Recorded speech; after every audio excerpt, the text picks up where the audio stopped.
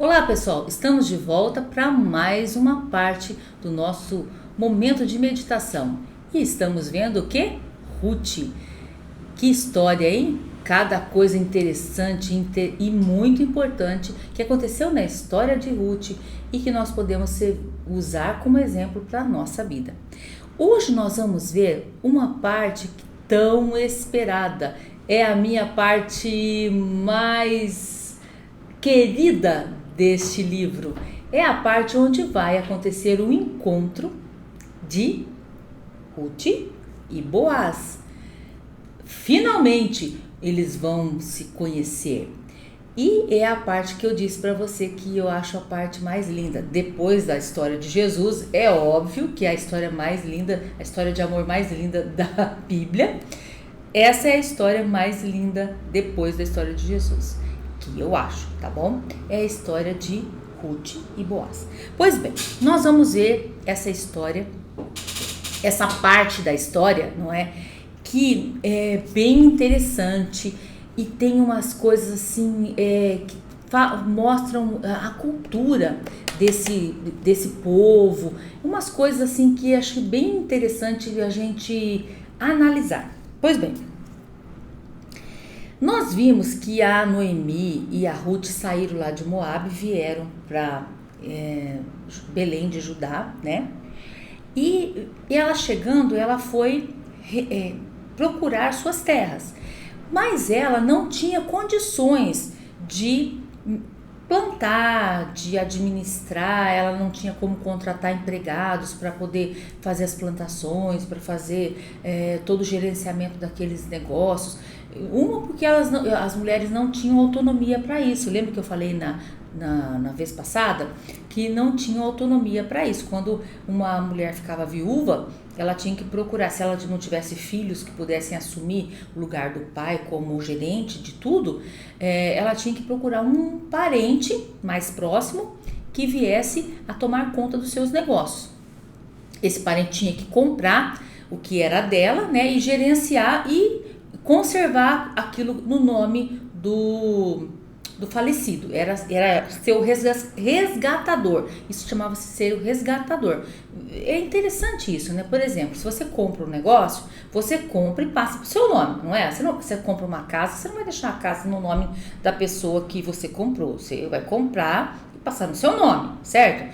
Naquele tempo não, comprava, pagava, mas ficava no nome do falecido, porque ficava para dar continuidade à família daquela pessoa, e por isso que se chamava resgatador. Então era um negócio meio complicado. E a Noemi, ela começou a pensar, gente, quem que poderia ser aí o resgatador da minha família, né, da família do meu marido? Quem que poderia fazer isso? Ela ficou analisando, ela ficou pensando. E ela lembrou de um dos parentes do falecido, que era um cara que talvez tivesse alguma fama de ser uma pessoa boa, porque ela pensou logo nele, no Boaz. Olha o Boaz aparecendo na história aqui. Ela lembra do Boaz. E ela fala assim, puxa, bem que o Boaz podia ser o nosso resgatador. A Bíblia fala, a Noemi fala aqui, no Ruth, capítulo 2, versículo 1, Noemi tinha um parente por parte do marido, e era um homem rico e influente, e pertencia à família de Elimeleque, o marido da Noemi, e chamava-se Boaz. E aí, olha o que acontece. Um dia, elas estão ali nas coisas, na casa dela, mas não tinha condição de fazer nada, não tinha dinheiro nem para comprar comida, né? Ruth, a moabita, disse a Noemi, eu vou colher espigas no campo daquele que me permitir. Porque olha como que era interessante o costume deles lá naquela época. Era assim, ó, essas espigas não é espiga só de milho, não. Tem espiga de trigo, aquela parte bem pequenininha, sabe assim, aquele feixezinho que tem quem já viu um trigo? É cheio de feixezinhos assim. Aqueles feixezinhos pequenininhos é chamado de espiga. É uma espiga em miniatura, pequenininha. Então, ela falou assim, eu vou colher as espigas, esses feixezinhos. Porque como que era o costume? Quando um patrão, o dono de uma terra, contratava os empregados, os ceifeiros, eles iam colhendo. E eles colhiam, iam cortando, e na hora que pegava para cortar, assim, um feixe grande, sempre os que eram menorzinhos, os feixes pequenininhos, as espiguinhas pequenininhas, iam caindo, ia ficando. E eles não voltavam para pegar, porque era muito pequeno, para eles não interessava só o que era maior. E aí, as pessoas pobres, carentes, os órfãos, as viúvas, as pessoas que não tinham dinheiro, que eram muito pobres, vinham atrás, pediam permissão para entrar naquela terra, o dono deixava, e eles vinham atrás catando essas espigazinhas que ficavam para o caminho. E levavam para cá, secavam, tirava casca, moía e fazia farinha para fazer o pão, fazer um bolo. E dali eles tinham um alimento. Então a Ruth, ela fala para Noemi assim, vou colher espigas no campo daquela pessoa que me permitir. Aí a Noemi disse, vá minha filha, respondeu Noemi. Então ela foi e começou a recolher espigas atrás dos ceifeiros. Casualmente, ela entrou em uma terra, adivinha de quem era a terra, gente? Será que foi assim, de qualquer maneira? Será que foi realmente do nada? Esse casualmente aí, ó, eu tenho certeza que tem a ação de Deus, hein? Deus fez ela ir, sabe aonde? Justo na terra do Boaz. Ela chegou lá e ela falou para os pessoal os empregados, os capatazes. O capataz é aquele responsável pelos outros empregados. Ela falou assim, olha meu senhor, eu posso trabalhar aqui, colher umas espigas que sobram pelo caminho, porque eu tô aqui com a minha sogra e nós somos viúvas e nós não temos condições, nós precisamos de alimento, nós viemos de Moabe. A minha sogra é a Noemi, que morou aqui há 10 anos atrás e tal. Eu falei, Noemi, nós conhecemos, tal. Pode ficar. E deixaram ela ficar ali para recolher as espigas. Dali a pouco, olha só o que acontece. Quem é que chega? Boaz. Gente, eu acho essa história tão linda. Aí vocês vão falar assim, o que você acha tão lindo essa história? Espera que eu vou contar. Espera. Ai, eu sou toda romântica. Ai, meu Deus, ai. Ela estava lá, colhendo as espigas, quando o Boaz chegou. Quando o Boaz chegou, ele conversou com o capataz, tá tudo certo, o trabalho tá tudo indo certinho, os empregados estão tudo certinho, tá tudo bem, o serviço tá indo bem, tá todo mundo bem, tal. De repente ele olhou, ele viu lá no longe aquela moça.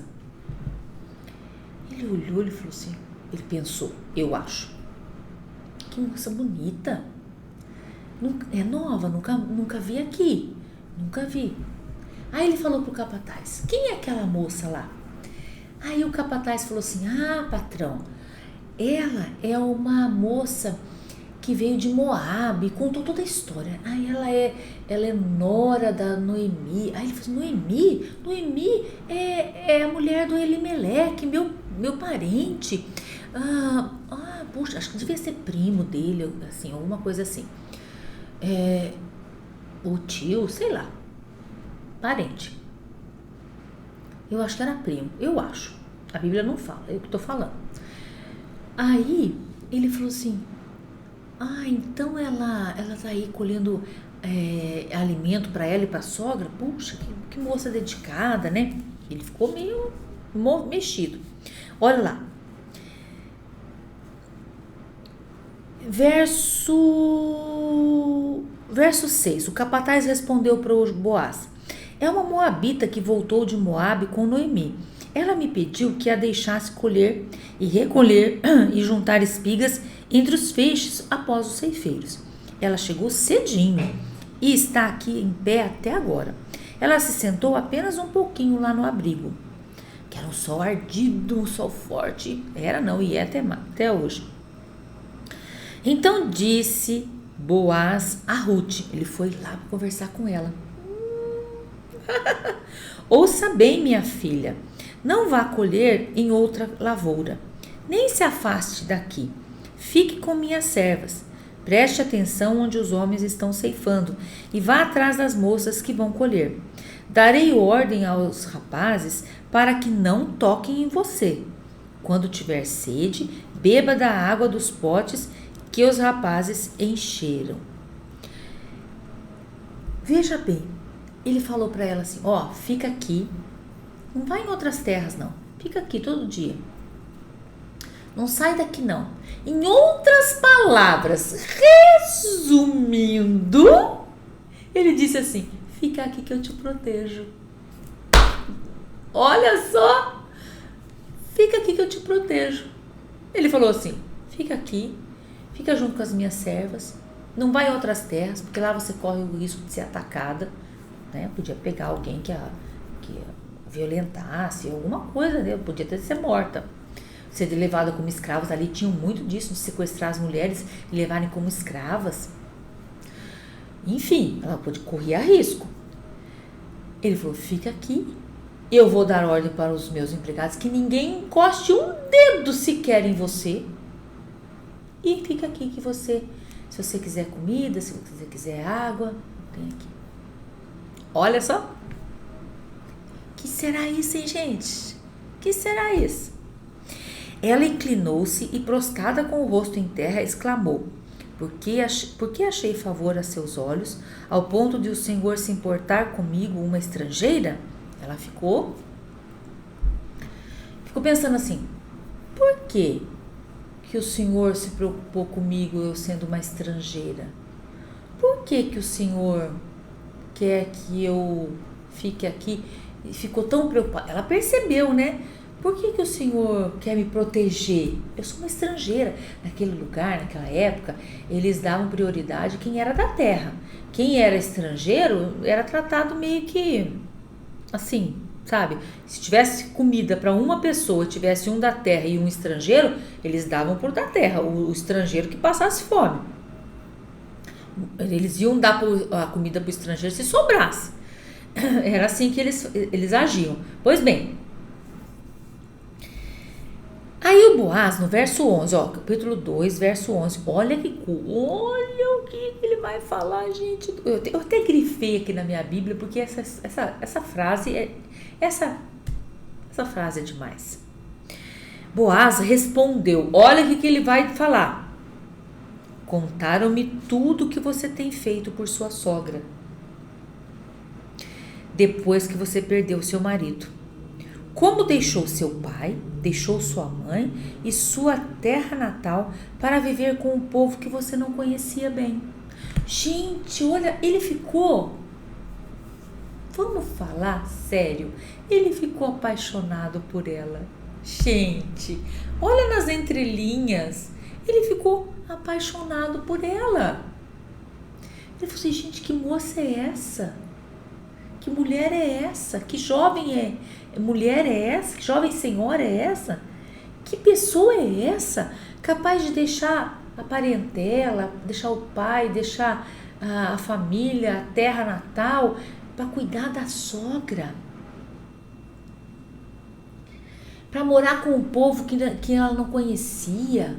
Para ser estrangeira num outro país. Quem é essa moça, gente? Gente, sabe os olhinhos assim quando brilham? Sabe aqueles olhinhos do desenho animado quando salta assim? Quando ele olhou, ele viu, viu, os olhinhos, acho que é assim, os olhinhos de coração pularam. Imagina a cena. Ele falou assim, contaram-me tudo o que você tem feito pela sua sogra, depois que você perdeu seu marido. Como deixou seu pai, sua mãe, sua terra natal para viver com um povo que você não conhecia bem? Aí ele fala assim, olha, verso 12, que Deus, o Senhor de Israel, lhe retribua o que você tem feito. Olha só, Que o Senhor retribua a você o que você tem feito. Gente do céu, que coisa linda! Que seja ricamente recompensada pelo Senhor, o Deus de Israel. Olha aqui, sob cujas asas você veio buscar refúgio. Lembra no episódio passado que eu falei que aquele que aceita Jesus como Salvador, que busca a Deus como Senhor, Deus estende as suas asas e protege? Estão lembrados disso? Então, olha o Boaz falando aqui. Que seja ricamente recompensada pelo Senhor, o Deus de Israel, cujas asas você veio, sob cujas asas você veio buscar refúgio, você veio se refugiar. Olha que lindo, gente. E nesse momento, eu acho que ela deve ter ficado meio balançada, porque ela falou assim: puxa vida, eu sou uma estrangeira. Ela até então, ela não sabia que ele era parente. Ela não sabia que ele era parente do sogro dela, do falecido sogro, entendeu? Ela não sabia. E ela deve ter ficado mexendo, mas por que será? Aí, olha só, quando o Boaz fala para ela assim: minha filha, fica aqui. Eu subentendo aqui nessa passagem que o Boaz, ele devia ser um homem um pouco mais velho que ela. Ela devia ser mais jovem. E ela deve ter pensado: o que será que ele está me protegendo tanto, né? Ela deve ter ficado pensando, meditando. Por quê? E tem com tanta preocupação, querendo que ninguém, né, mexa comigo. O que será?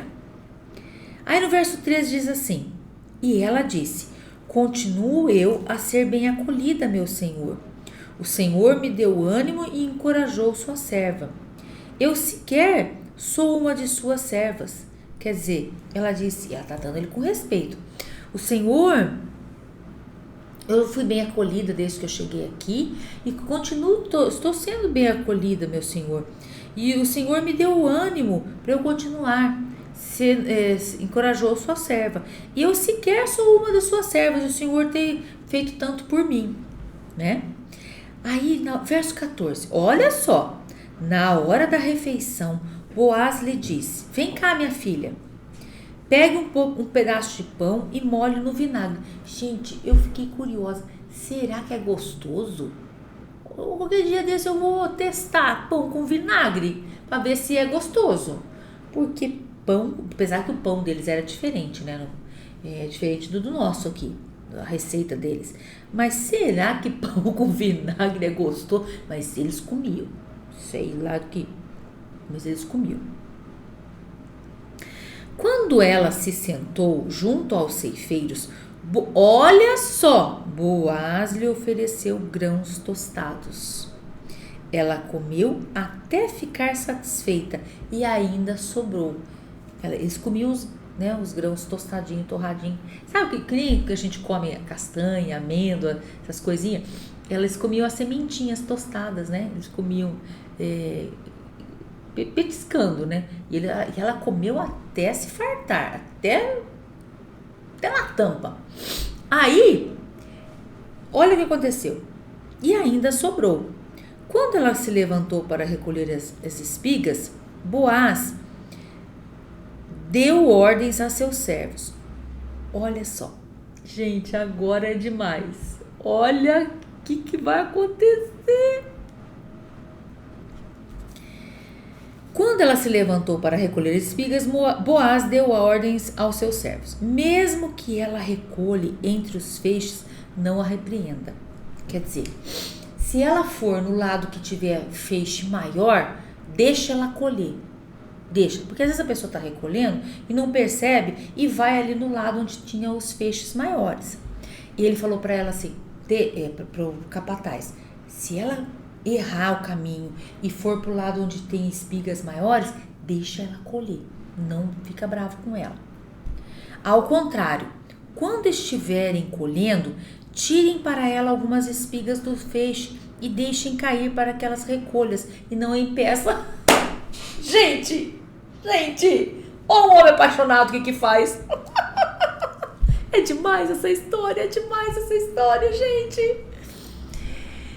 E ele, além de protegê-la, estava preocupado com a comida dela, se ela tinha alimento. Olha o que ele fez. Os caras pegavam o feixe, certo? E caía do feixe os pequenininhos, lembra que eu falei? Ia ficando para trás e as pessoas vinham colhendo o que sobrava pelo caminho. Um aqui, outro ali, outro lá. Era difícil, não era assim de punhadão. Aí o que ele falou? Se ela for pro lado onde tiver feixe grande, deixa lá. Se cair algum grande e vocês forem recolher, não recolhe não, deixa pra ela. E se não cair, puxa, tira uns grandes e vai jogando e deixa cair.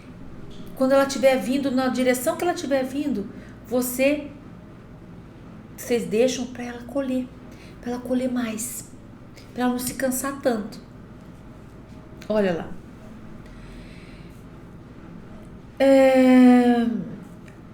Vamos ver onde que eu tô aqui, perdi, socorro. Aqui, verso 17. E assim, Ruth colheu na lavoura até de tarde, até o entardecer. Depois, debulhou o que tinha juntado, tirou a casquinha, quase uma arroba de cevada. Carregou-a para o povoado e... parece que eu li uma arroba. É 20... Deixa eu ver, tem aqui.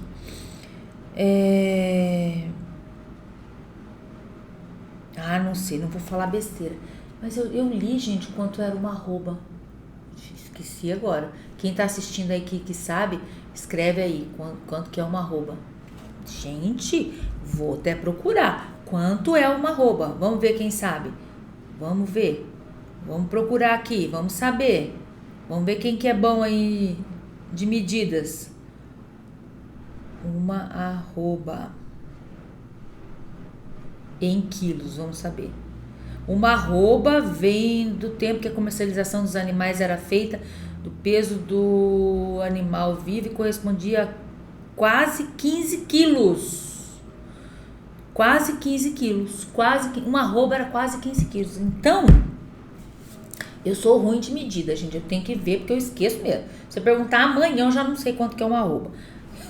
É assim mesmo. Nem sofro por causa disso. Vamos lá. Então, ao contrário... Onde ela está? Verso 17. E assim Ruth colheu na lavoura até o entardecer. Depois debulhou o que tinha juntado, quase uma arroba de cevada, ou seja, quase 15 quilos. Carregou-a para o povoado e a sua sogra viu quando Ruth havia recolhido, quando ela lhe ofereceu o que havia sobrado da refeição. Então ainda ela guardou para a sogra o que ela tinha comido no almoço, lá que eles tinham dado para ela, deram bastante, ele mandou dar bastante comida para ela, e ainda ele tinha dado tanto que ela não conseguiu comer, ela guardou o que sobrou, e ele levou para a sogra dela, né, dos grãos tostados, e ainda colheu os quase 15 quilos de cevada e levou. E quando ela chega, que ela mostra para a sogra aquilo tudo, ela chega feliz, ela chega exultante. Puxa vida, consegui alimento, né? Aí, o que acontece? Ela vem e ela fala para a sogra, olha, assim, um homem assim, tal, me tratou muito bem, disse que vai cuidar de mim, não vai deixar eu correr perigo, me deu alimento, me deu água, deixou eu descansar no meio das servas dele na hora do descanso, e tal. E aí a Noemi ficou ouvindo aquilo e falou assim, quem é ele? Quem é esse homem tão bondoso? Ela falou assim, eu não sei, mas diz que ele chama Boaz. Ela falou assim, É parente do meu marido. Oh, mas que bênção, você foi justo na terra do parente, do meu parente. Aí, a Noemi teve uma ideia. Mas eu vou contar essa ideia na próxima vez. E no próximo capítulo eu vou contar o que vai acontecer. Mas antes, eu quero falar uma coisa para vocês. Eu penso que tudo isso que aconteceu na vida delas foi porque Deus tinha um plano. Deus tinha um plano de buscar lá a Ruth para vir para ali, porque Deus tinha um plano especial na vida da Ruth. E eu quero concluir essa palavra hoje falando assim: você crê que Deus tem um plano especial para a sua vida? Você crê que Deus tem algo planejado para você? Algo especial que Deus vai fazer na sua vida? Vai fazer através da sua vida? Ah, não sei. Creia. Deus tem planos especiais para todo mundo. Deus não desiste de ninguém. Deus não joga ninguém fora. Qualquer pessoa, por mais enrolada que seja na vida, se ela se arrepender dos pecados e pedir ajuda a Deus, misericórdia a Deus e que quer servir a Deus, Deus restaura a vida dessa pessoa, gente. Olha, em Isaías, deixa eu achar aqui para mostrar para vocês. Tem um texto muito bonito. Isaías 55, do 6 ao 9, diz assim, ó: busquem o Senhor enquanto é possível achá-lo. Clamem por ele enquanto está perto. Que o ímpio abandone o seu caminho e o mal abandone os seus pensamentos maus. Volte-se ele, ímpio, para o Senhor, que terá misericórdia dele. Volte-se o ímpio para o nosso Deus, pois ele dá de bom grado o seu perdão. Deus dá de bom grado o seu perdão. Pois os meus pensamentos não são pensamentos de vocês, nem os seus caminhos são os meus caminhos, declara o Senhor. Assim como os céus são mais altos do que a terra, também os meus caminhos são mais altos do que os seus caminhos, e os meus pensamentos mais altos do que os seus pensamentos. Quando você fala assim, eu não tenho esperança, talvez a Ruth tenha pensado assim, eu vou passar minha vida colhendo aqui semente, ter espiga. Não, ela não pensou. Ela foi em frente. Ela falou assim, vamos ver o que o Senhor preparou para nós. Ela cria, ela passou a crer em Deus. Ela passou a vivenciar em Deus e acreditar que Deus tinha um plano para ela. Ela não sabia de nada, ela não entendia de nada, mas o que estava acontecendo. Mas Deus começou um plano, e o primeiro plano foi buscar Ruth em Moabe. Todo esse, eu penso comigo que Deus fez Noemi ir até Moabe para buscar Ruth. Tem gente que fala mal, porque o Elimeleque foi, deixou a sua terra, papapá. Eu penso o seguinte, que Deus planejou que eles fossem até Moabe e buscassem a Ruth, porque Deus tinha um plano para a vida dela. E Deus tem um plano para sua vida também. Basta que você acredite em Deus e dedique a sua vida a Deus. Dedique sua vida ao Senhor. Ele tem um plano especial para a sua vida, para o seu coração, para o seu ser. Não desanima, não abaixa a cabeça, fique firme, olhando, levanta a cabeça e olhe para o Senhor, olhe para Deus que pode todas as coisas. Guarda essa palavra, tá bom? E você deve estar perguntando, e daí, o que vai acontecer? E agora? Eles vão voltar a se encontrar? Ela vai voltar para a terra do Boaz? O que vai acontecer? Que esse Boaz tem? Que intenção que ele tem com ela? O que vai acontecer aí? Calma, povo. No próximo capítulo eu conto para vocês, tá bom? Vamos orar? Pai querido, nós te agradecemos, Senhor, porque o Senhor é bom, porque as suas misericórdias duram para sempre. Queremos te louvar neste instante, Senhor Deus, pela tua palavra que é poderosa e que agora, Senhor, nos ensina que o Senhor tem um plano para as nossas vidas, que o Senhor tem algo especial para para o nosso coração, para o nosso ser, para o nosso entendimento. Por isso nós queremos nos colocar diante de Ti e que o Senhor realize em nós os Seus planos, que o Senhor realize em nós os Seus projetos, que são maiores, que são superiores, que são infinitamente melhores do que nós pensamos, ó Senhor. Por isso nós queremos pedir, queremos, Senhor, que o Senhor venha orientar aquele que está abatido, aquele que está entristecido, aquele que está desorientado, que possa olhar para o Senhor, que possa buscar a sua presença, que possa te servir, que possa, Senhor Deus, fazer o melhor para a tua honra e tua glória, que é te colocar em primeiro lugar na vida, Senhor, te obedecer, te seguir, olhar somente para o Senhor e acreditar que o Senhor tem um plano especial para a sua vida. Por isso nós queremos colocar a todos, me colocar e nos colocar a todos na tua presença e te agradecemos por tudo no nome de Jesus. Pessoal, até o próximo capítulo. Não esqueça, acessa aí, tá bom? E você vai saber o que vai acontecer. Cenas dos próximos capítulos? Não tem cenas dos próximos capítulos, não. Espera que no próximo você vai saber, tá bom? Beijo, até lá!